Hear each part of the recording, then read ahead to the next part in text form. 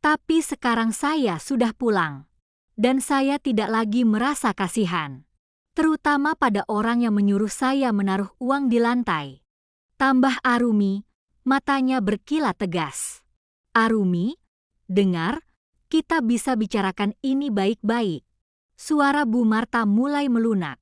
Ada nada panik di sana. Sebagai istri kades, ia akan sangat malu jika akses rumahnya ditutup kawat berduri. Apa kata pejabat kecamatan nanti? Arumi meletakkan gelas kopinya di atas tiang beton yang baru tertanam. Bicara baik-baik. Kemana perginya suara melengkingmu kemarin? Bu Marta. Arumi melangkah mendekat, membuat Bu Marta mundur selangkah. Dulu, saat ibuku sakit dan butuh surat pengantar ke rumah sakit, kalian menutup pintu rapat-rapat. Kalian bilang ibuku hanya akting agar dapat bantuan. Arumi menarik napas panjang, menahan rasa sesak yang sempat muncul. Inilah alasan pembaca akan mencintainya. Ia membalas bukan karena jahat, tapi karena luka yang terlalu dalam. Sekarang, silakan lewat jalan setapak di belakang kandang sapi kalau mau ke kota. Untuk jalan ini, tarifnya adalah harga diri yang sudah kalian injak kemarin, pungkas Arumi. Ia meninggalkan kerumunan itu. Di belakangnya, Dayana menangis histeris karena mobil mahalnya terjebak. Sementara Bu Marta sibuk menelepon suaminya yang sedang dinas luar kota. Desa geger. Arumi bukan lagi si gadis gagal yang bisa ditindas. Namun, Dayana tidak menyerah begitu saja. Dengan dendam yang membara, ia merancang rencana kecil yang licik. Sore itu, Arumi mendapati sumur di belakang rumahnya, satu-satunya sumber air bersih miliknya, berbusa hebat. Bau deterjen menyengat keluar dari sana.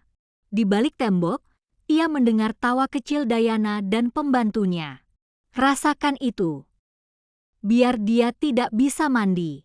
Biar dia kepanasan dan kesusahan. Bisik Dayana yang terdengar jelas oleh telinga tajam Arumi. Arumi tidak berteriak, maling, atau menangis. Ia hanya menatap air sumur yang rusak itu dengan tangan terkepal. Reaksinya bukan amarah meledak, melainkan ketenangan yang mencekam. Ia berjalan ke arah tembok perbatasan. Dengan satu hentakan kaki yang kuat, ia menendang tumpukan ember cuci milik Dayana yang diletakkan di dekat perbatasan hingga terguling. Dayana! Keluar, panggil Arumi. Suaranya tidak keras, tapi berwibawa. Dayana muncul dengan wajah sok polos. Ada apa, Arumi? Aduh, sumurmu kenapa itu? Kok berbusa? Kena balasannya karena sudah menutup jalan. Arumi berjalan mendekat. Ia menahan pergelangan tangan Dayana dengan tegas. Sakit, Arumi. Lepaskan. Sakit. Arumi menatap pergelangan tangan Dayana yang memerah. Ini belum seberapa dibandingkan rasa sakit hatiku saat melihat air ini dirusak. Kamu tahu, Dayana? Sumur ini terhubung dengan aliran bawah tanah ke kolam ikan hias mertuamu di depan. Wajah Dayana mendadak pucat. Apa maksudmu? Kamu menuangkan 3 bungkus deterjen ke sini. Artinya kamu baru saja meracuni ikan-ikan koi mahal milik Bu Marta yang baru dibeli kemarin. Ucap Arumi dengan senyum miring. Benar saja, dari arah depan rumah Bu Marta terdengar teriakan histeris sang ibu kades. Ikan-ikanku. Kenapa airnya berbusa? Ikan-ikanku mati semua. Dayana gemetar. Ia tidak menyangka tindakannya akan berbalik secepat ini. Kamu sengaja menjebakku, tuding Dayana gagap. Arumi melepaskan tangan Dayana dengan kasar. Aku tidak menjebakmu. Kamu yang menggali lubangmu sendiri. Aku hanya membiarkanmu jatuh ke dalamnya. Arumi kemudian mengambil selang air besar dari dalam rumahnya.